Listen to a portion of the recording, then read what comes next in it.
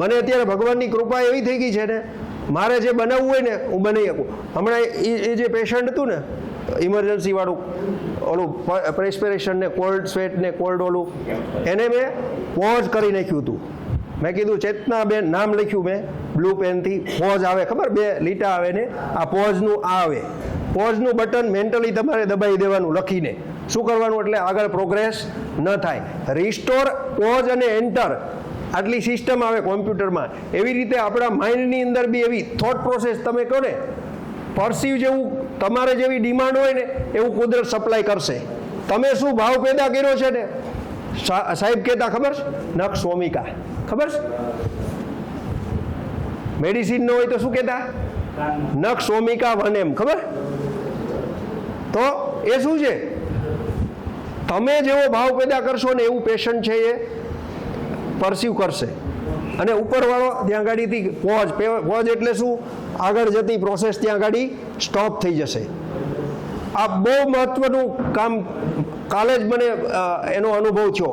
મેં આ સાંભળેલું છે અને પછી મેં આ પહેલો જ પ્રયોગ કર્યો, પહેલો સક્સેસ થઈ ગયો. એટલે કહેવાનું શું છે કે જેવો તમારો ભાવ હોય એવું જ તમારું કામ થાય. ધારો કે કોઈ પણ વસ્તુ, ધારો તમારા ઘટમાં ઇમરજન્સી આવી તો ઇમરજન્સી માટે શું કરવાનું? 2 આમ લીટા કરી દેવાના અને પોઝ લખી નાખવાનું, PAUSE, અને ત્યાં ગાડી અટકી જશે એ ભાવ કરીને. એટલે ઇમરજન્સીમાં પેલાને હેરાન નહીં થાય અને તમે બી બચી જશો ઇમરજન્સીમાં. હવે આ સમજાઈ ગયું ને, કેન્થારિસનું કેલેન્ડ્યુલા, બરાબર?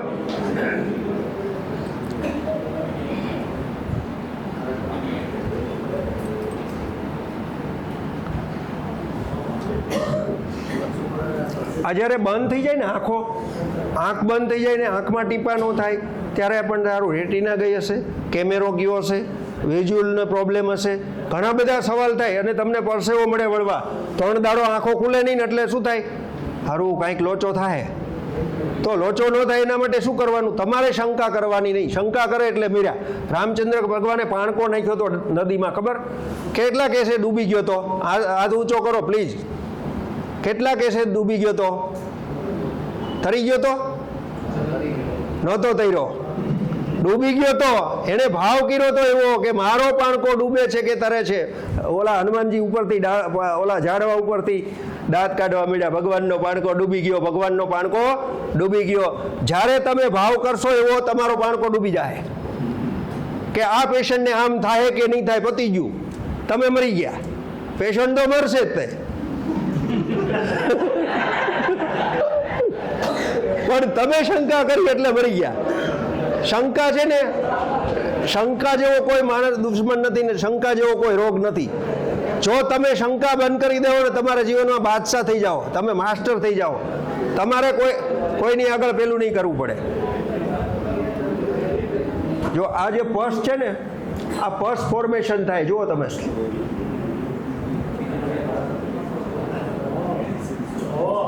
રેડી? અને કોઈ પણ પ્રકારનું પેન ન થાય. મેની પેન થાય ને, પેન આજે બધાને શું જોઈએ છે? વગર પેને એને સારું કરવું છે. તો વગર પેને ક્યારે સારું થાય? કોઈ પણ વસ્તુની ટેકનિક જોવે ને. હા, હવે પહેલાં પહેલાં આવે ને પેશન્ટ આવે એટલે તો પહેલાં શું છે? પસ ફોર્મેશન છે. તો પસ કેવું છે? સ્લબ છે, જુઓ તમે, જાડું છે, જાડું. પછી જુઓ એનું બંધારણ જુઓ તમે,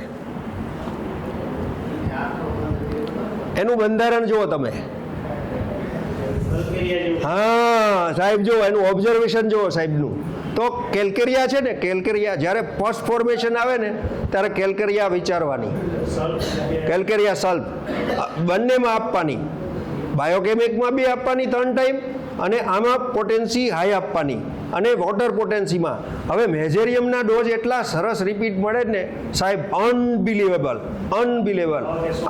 હા, ક્રસ્ટ હોય ને, નીચે ક્રસ્ટ હોય ને પસ થઈ ગયું હોય, એની અંદર મેઝેરિયમના 10 mથીનું આવ્યું, 50 mથીનું. તમે શ્યોર છો ને તો પોટેન્સી ઇન્ક્રીઝ કરવાની, રોજ બોલાવવાના પેશન્ટને.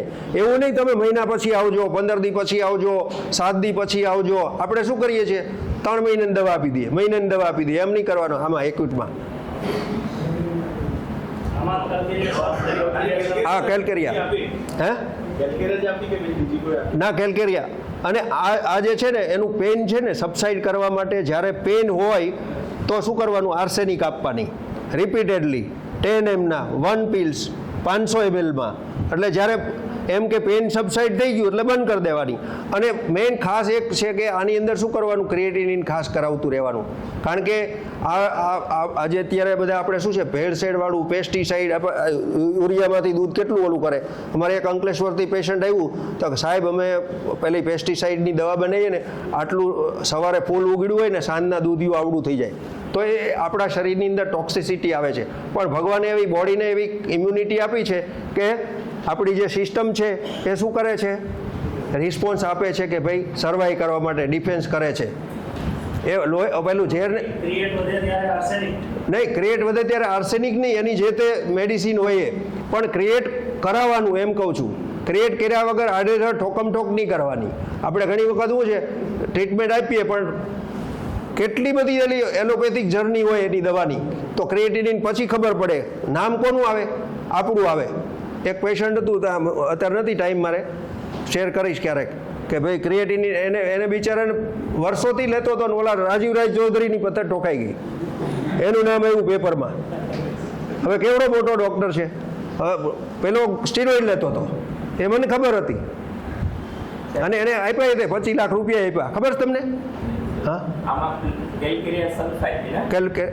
બંધારણ છે ને પહેલા જોવાનું ખાસ.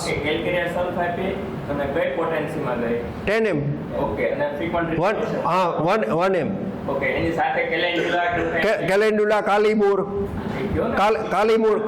6 કોમન.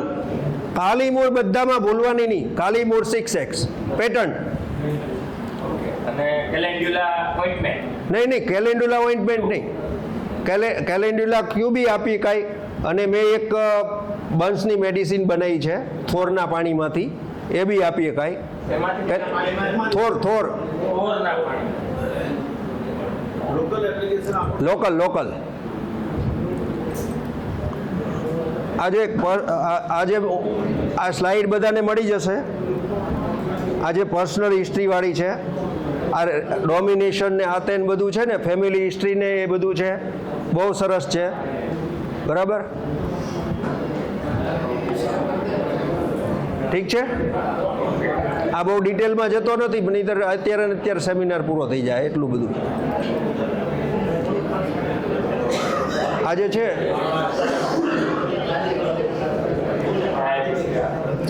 આ ડાયાલિસિસમાં, આજે મેં કીધું ને, મેં ક્રિએટિનિન 11.5 હતું.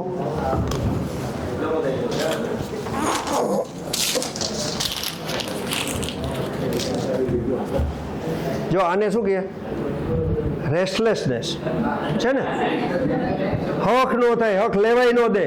ઓલા કે ને બકા આવડો ઓલું બકા શાંતિનો રોટલો લઈને લેવા દે ને, હક લેવા દે ને. ઓલા હેલ્મેટ ઉપર હોય આવ્યું, ખબર? હેલ્મેટનો ફોટો જોયો કોઈ? એ કે રેડ પાડવાની છે ત્યાં પાડતા નથી, બધી બીજે રેડ પાડે છે.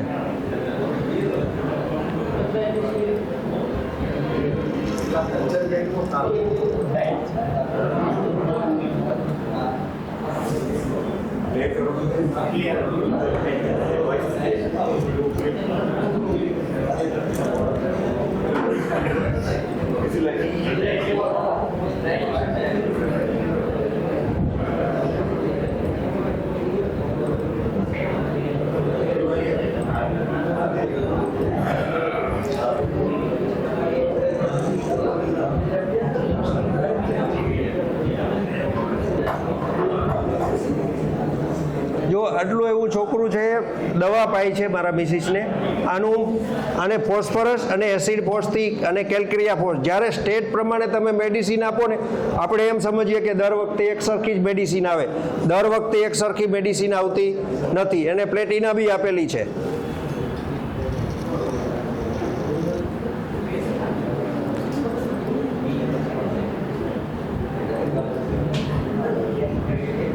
આ પાઇલ્સ છે, એક એડવોકેટ લેડી છે, એમને પાઇલ્સ થયેલા, પ્રોટ્રુડિંગ પાઇલ્સ, એલોસ આપેલી 0.3 અને એલોસ 30 500 mlમાં થાઇરોઇડ એને હતી, નેટ્રમ કાર્બ એને પ્રેગ્નન્સી નથી રહેતી, 15 દાડામાં પ્રેગ્નન્સી રહી ગઈ.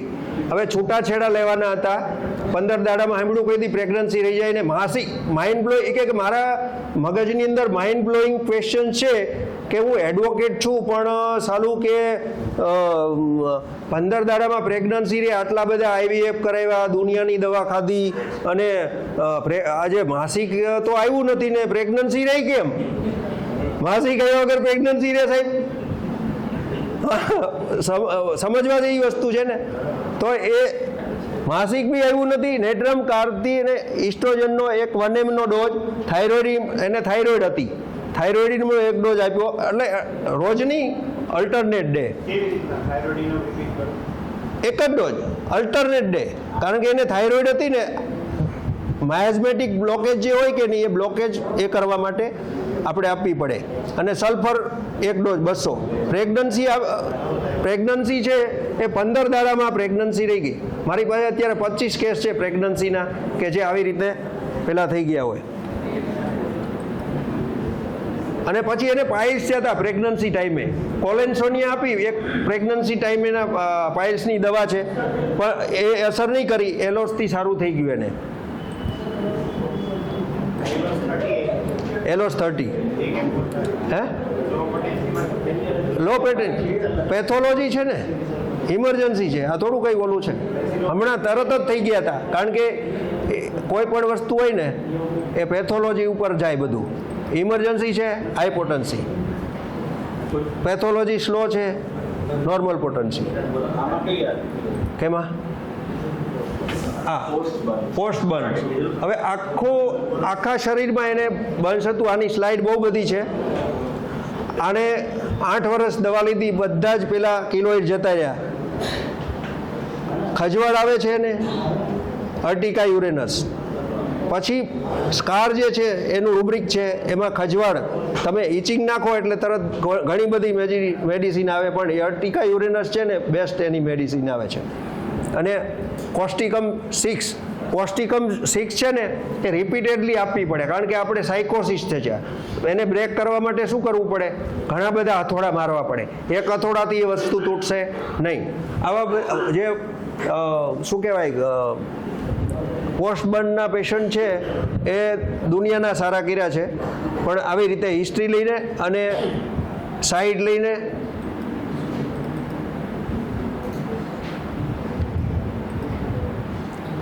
ઓલા એડવોકેટ છે એ પાઇલ્સ, તમે કીધું ને પાઇલ્સ પ્રોટ્રુડિંગ, ઇચિંગ એનસ અને કોન્સ્ટિપેશન વિથ પાઇલ્સ, એલોસ, આટલા 3 રૂબ્રિક લીધા હતા એ રસીલાબેનના.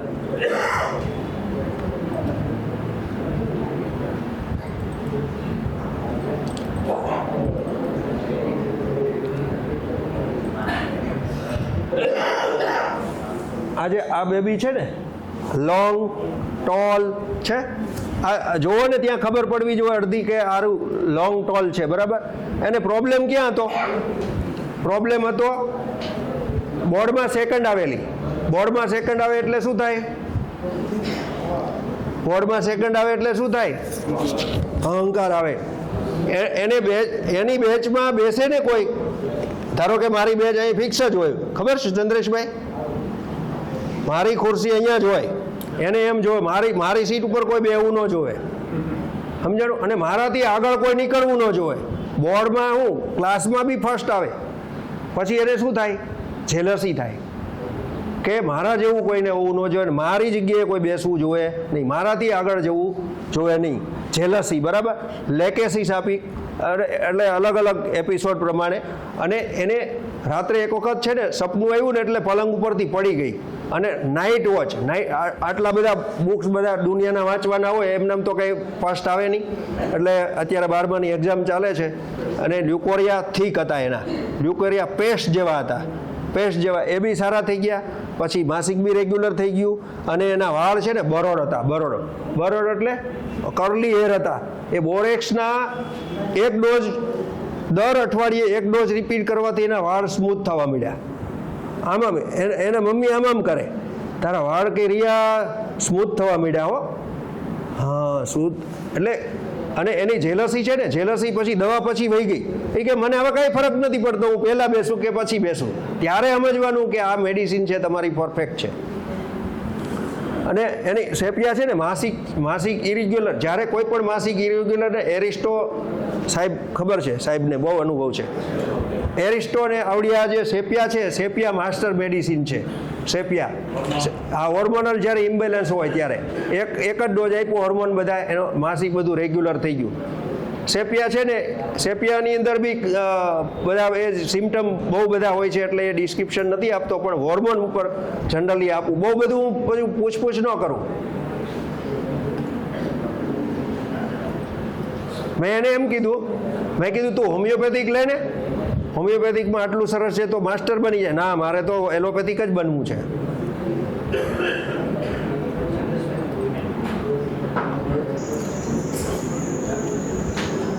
આ જે પેશન્ટ છે એના 2 જ રૂબ્રિક લીધા હતા. જે આ પેલો વોઇસનો પ્રોબ્લેમ છે, નહીંતર આ સંભળાવે તમને, ગીત ગાય છે, જ્યારે પેલું બી તકલીફમાં છે છતાં બી એ ગીત ગાય છે, અને ઓલા ભજન ગાય છે, અને એને કોઈ પડી નહીં. હાર્ટ 25% કામ કરે છે, રેસ્પિરેટરી એ ડિસ્ટર્બન્સ છે. આપણે સંજીવની હોસ્પિટલમાં દાખલ કરેલા, અને જો હાર્ટ હાઇપરટ્રોફી છે, sing mirth followed by sadness, બરાબર. હાર્ટ સ્પેશિયલી વાલ્વ, લેરિંગ્સ અને trachea. Anxiety with the region of the heart and ઇસ્નિયા, સ્પોન્જિયા. એક જ મેડિસિન છે.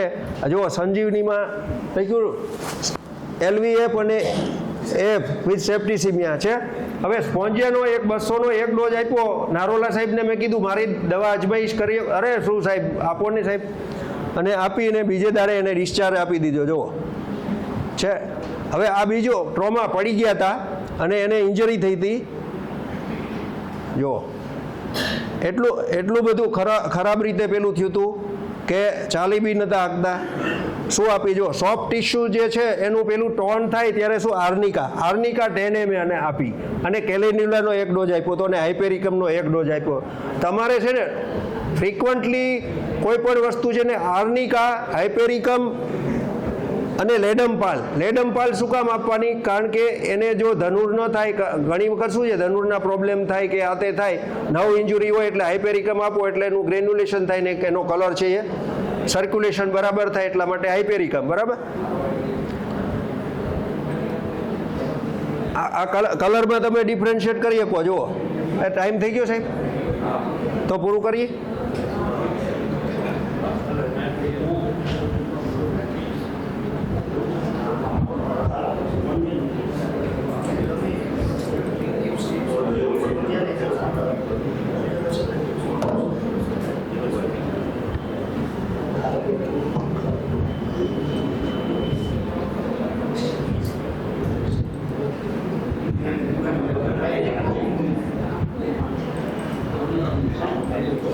આ છેલ્લો આપી દો ભાઈ. આ મીટર બ્લાસ્ટ થયું હતું ઇલેક્ટ્રિસિટીનું, બહુ બધા છે, સવાર પડી જાય એટલા છે.